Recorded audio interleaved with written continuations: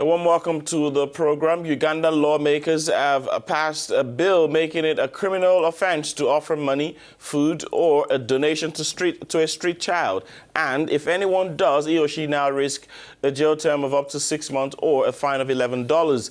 The aim of the law, the parliament says, is to curb the commercial and sexual exploitation of children. Kampala Lord Mayor Erias Lukwago explains the law will also penalize traffickers, agents and parents of the children found begging or selling items on the streets. Now, the Ugandan government estimates that there are around 15,000 children between the ages of 7 and 17 on the streets, many of them navigating through traffic to sell items or to beg. Exactly, Jerry. And to talk more about this, we're joined on the line with Timothy Karijira. He's a researcher in the capital, Kampala, in Uganda. Good morning, Timothy. So what was the first reaction when you heard about this new law criminalizing giving money, food, or anything else to street children?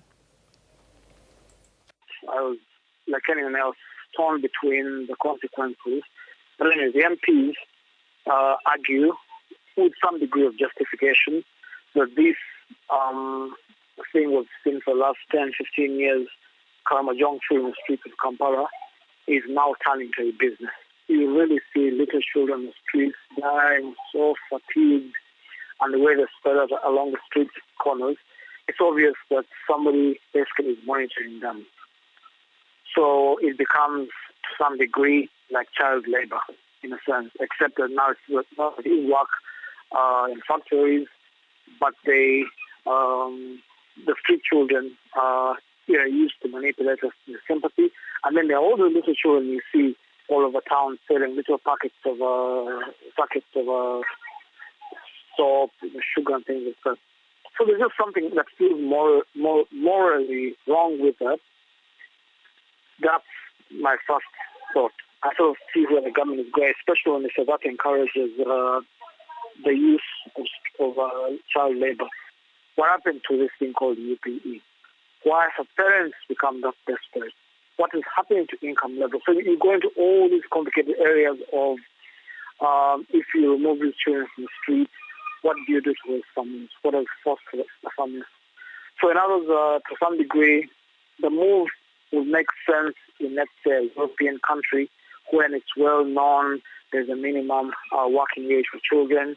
You know, the unemployment benefits for families. There's that basic social safety net.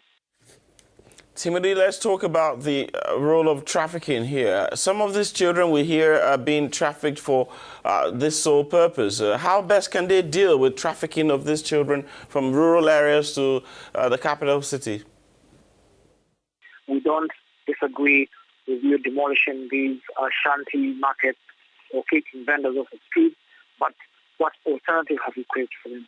Before you displace people from roadsides for major government construction work, like highways take place, do you give them alternatives? Do you compensate them fairly and on time? So this idea of we decree that this must stop without giving us, at the same time, in that same decree, a reasoned plan for their future that indicates that you did some research.